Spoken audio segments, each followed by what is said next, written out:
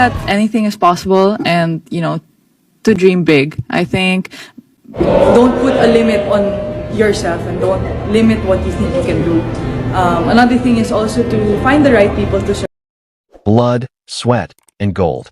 How Eala fulfilled her mother's 40-year prophecy in the same Thai city. The Linesman scandal they're trying to hide. Is greatness made, or is it born? If you were watching the 33rd SEA Games in Thailand this week, you might just believe it's written in the stars. Welcome back to Champions Tennisitics, your #1 source for the hottest, juiciest, and most explosive tennis news on the planet. If you aren't subscribed yet, what are you waiting for? Hit that subscribe button and ring the bell, because today, we aren't just talking about a medal. We are talking about a 26-year curse broken, a mother's legacy fulfilled, and a dramatic showdown that almost got ugly in Bangkok. You saw the headlines. Eala takes the gold. But did you know the spine-chilling connection to her mother that happened in the exact same city 40 years ago? Or the controversy during the final match that had the umpire stepping in multiple times? Buckle up, tennis fans. We are going deep into the story they didn't tell you on TV. Let's set the scene. It's December 2025. The humidity in Bangkok is stifling, the crowds are roaring, and the pressure? It's enough to crush a diamond. The 33rd Southeast Asian Games are in full swing, and all eyes are on the tennis courts at the National Tennis Development Center in Nonthaburi. For the Philippines, the stakes couldn't be higher.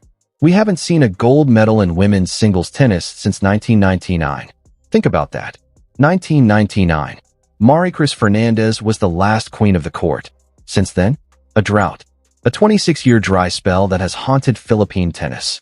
Every SEA Games, we hope, we pray, and we come home with silver or bronze. Enter Eala. At just 20 years old, Alex isn't just a player, she's a phenomenon. But walking onto that court in Thailand, she wasn't just facing an opponent. She was facing history. She was facing a hostile home crowd. And she was facing a destiny that was written 4 decades before she was even born. This is where the story gets absolutely wild. And I promise you, by the end of this video, you're going to have goosebumps. But first, let's talk about what happened on that court on Thursday, December 18th. Because what went down was nothing short of legendary, controversial, and dramatic, all rolled into one intense afternoon. The final. The moment everyone had been waiting for. Eala versus Thailand's own Maninkaya Sawanki. Now, playing a local favorite in their own backyard is a nightmare for any athlete. The cheers for Sawanki were deafening. Every time Alex missed a shot, the crowd erupted like they'd just won the lottery. Every time she hit a winner, crickets. Stone-cold silence. The kind of silence that can mess with your head if you let it. But here's the thing about Eala that separates champions from everyone else. She doesn't let it. She thrives on it. She feeds off it like fuel to a fire that's already burning white hot. From the very first serve, you could see something different in her eyes. This wasn't just another match. This was personal. This was for every Filipino who'd watched their country come so close to gold for 26 years only to fall short. This was for her family. This was for her mother. And most importantly, this was for herself, to prove that she belongs in the conversation of elite Southeast Asian athletes. The first set was a masterclass in composure and controlled aggression. Sawanki, ranked significantly lower but playing with the heart of a lion for her home country, tried to push the pace early. She tried to use her familiarity with the conditions, the court, the crowd energy. But Alex? She was a wall. A brick wall that hits back harder than you could ever imagine. She broke Sawanki's serve early, and you could literally hear the air being sucked out of the stadium. The Thai drums in the stands went quiet. The confident chants turned to nervous murmurs. Alex moved with a grace and power that made the Thai player look like she was playing in slow motion.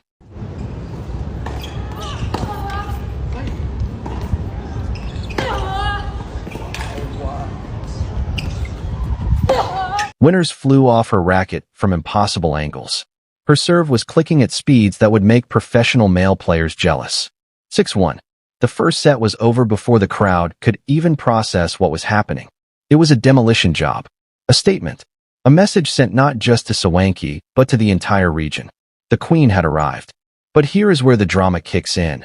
And this is the part the mainstream media glossed over because they don't want controversy to overshadow the achievement. But we're Champions Tennisitics, and we tell you the whole truth, not the sanitized version. In the second set, things got weird. Really weird. Tennis is a game of inches, right?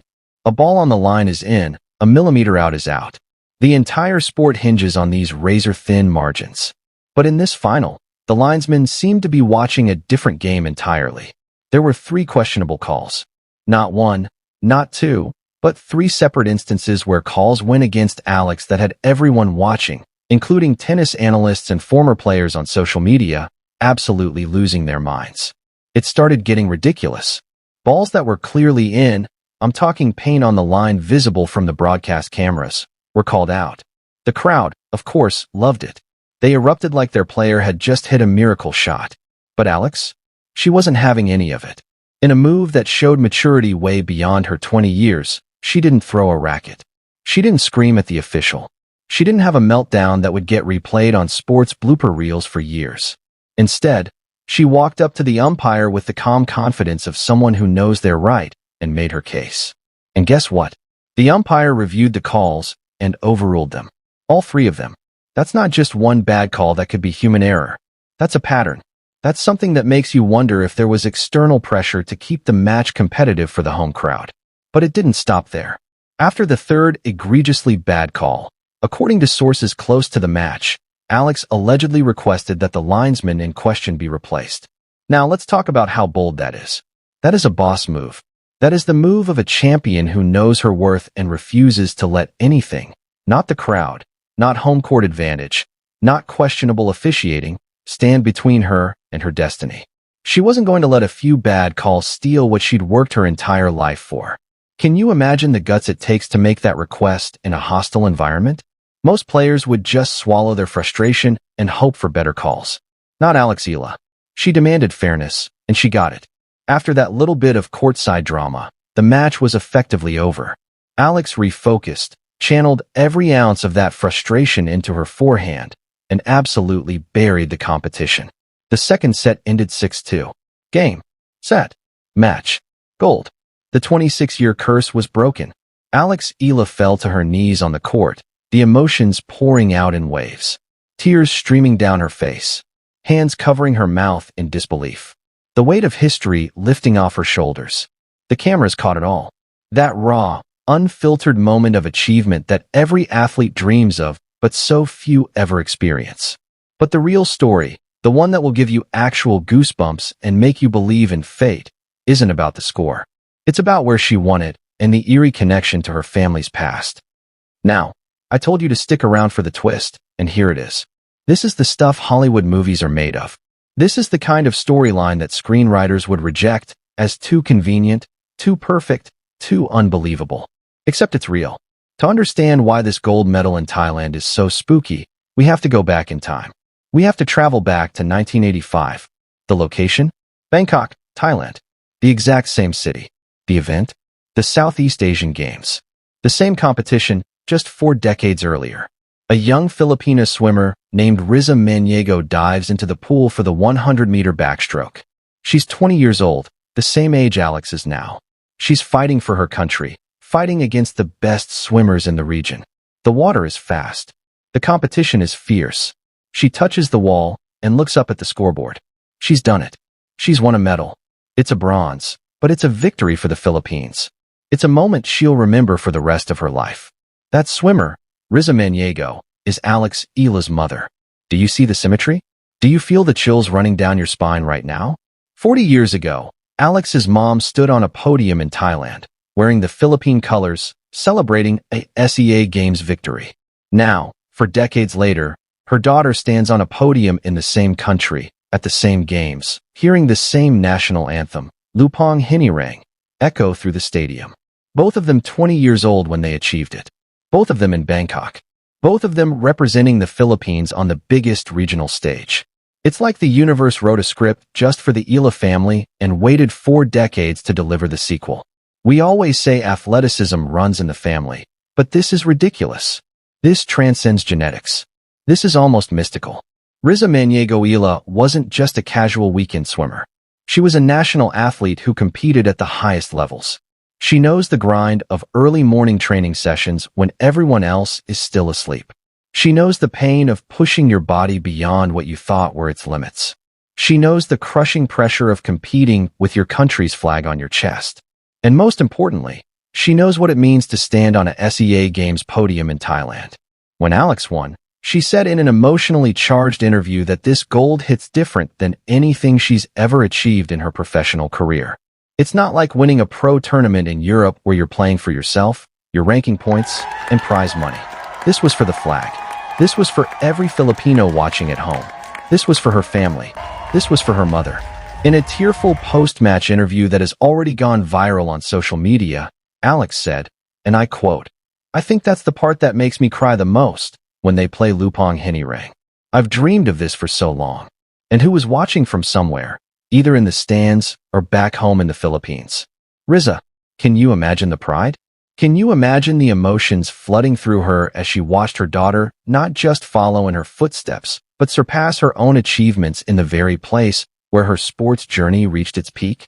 Riza won bronze. Alex won gold. It's the ultimate upgrade.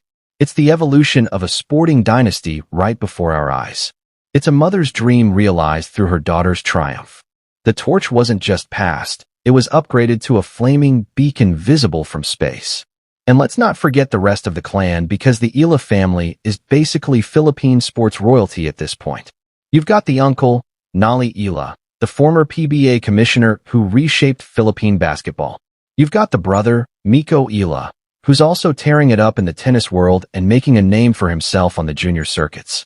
This isn't just luck, folks. This isn't just good coaching or access to better facilities. This is genetics. This is a factory of champions operating at full capacity. This is what happens when athletic excellence becomes part of your DNA, your family culture, your daily conversation at the dinner table. So what does this monumental achievement mean for Alex Eala moving forward?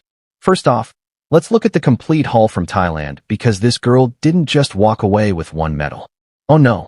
The Queen of the Court also bagged a bronze in the mixed doubles, partnering with Francis Casey Alcantara, and another bronze in the women's team event. That is 3 medals in 1 games. 3. She is practically carrying the entire tennis team on her back, like Atlas holding up the world. But this gold, this singles gold, this changes everything. For years, critics, and yes, there are always haters lurking in comment sections and sports forums, said Alex struggled under the pressure of playing for the flag. They said she was great on the pro tour, where the pressure is individual, but couldn't close it out for the national team when the entire country was watching. They pointed to the Asian Games where she medaled, but didn't get gold. They pointed to previous SEA Games where she fell short of the top prize. They questioned her mental toughness. They said maybe she doesn't have what it takes in the biggest moments. Well, where are those critics now? Silent. Absolutely silent. She didn't just win, she dominated. She overcame a hostile crowd that cheered every mistake she made. She overcame questionable officiating that could have rattled even the most experienced professionals. She overcame the weight of 26 years of Philippine tennis history telling her that gold in women's singles just doesn't happen anymore. She proved she has the mental toughness of a grizzled veteran despite being only 20 years old. She proved that all those doubters, all those keyboard warriors, all those people who said she couldn't do it, were dead wrong. And let's talk about the Linesman Gate controversy for a second longer, because this aspect of the story is absolutely juicy and reveals so much about Alex's character. In the world of tennis, requesting a linesman change is bold. It can be seen as arrogant or diva-like behavior. It can turn the crowd even more against you. It can make officials defensive and less likely to give you the benefit of the doubt on future calls. But in this context, it was absolutely necessary. It showed that Alex isn't the shy little girl who first picked up a racket anymore. She's a boss. She's a leader. She demanded fair play, and when she finally got it, she proved beyond any doubt that she was the better player. That is the kind of fire, the kind of self-advocacy, the kind of championship mentality we need to see as she heads into the biggest tournaments of her life. So the SEA Games are over. The gold medal is hanging around her neck. The anthem has been sung with tears streaming down her face. The celebrations with teammates are winding down. What now? What's next for this young superstar who just broke a curse and fulfilled a family destiny? Here's the thing that separates Alex from 99% of athletes. She isn't taking a break. While most people would be on a beach in Boracay, sipping a mango shake and posting Instagram stories for a week, Alex is already looking ahead. In her own words, "In my mind, this is the start of the next season. January is coming fast, and with it comes the Australian Open, a Grand Slam, the big leagues, the tournament where legends are made and dreams either come true or get shattered on the hard courts of Melbourne." Alex is currently ranked number 53 in the world, a career high that she's worked incredibly hard to achieve. But after seeing her absolutely destroy the competition in Thailand, after seeing her handle pressure that would make most players crumble, after seeing her demand fair treatment and then back it up with dominant play, who is to say she can't make a deep run in Melbourne? This gold medal is the perfect booster rocket for her confidence heading into the new season. It reminds her that she can win when the whole world is watching. It proves she can handle hostile environments. It shows she has the mental game to match her physical skills. Top 50 is already achieved. Top 30 is not just probable, it's practically inevitable at this point. And dare we say it? Dare we speak it into existence? Top 10? Why not? The sky is the limit when you have the skills of a seasoned pro, the mental toughness of a champion, and the genes of not one, but multiple SEA Games medalists running through your veins. Tennis analysts are already starting to talk about Alex as a dark horse for major upsets in 2026. Her game has matured significantly over the past year.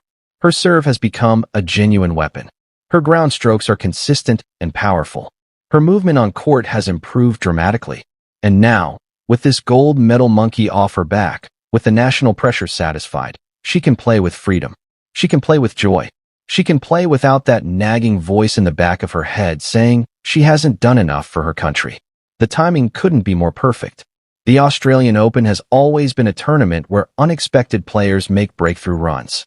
The hard courts suit Alex's aggressive baseline game. The hot conditions? She just played in Bangkok's humidity. She's used to it. She's battle-tested.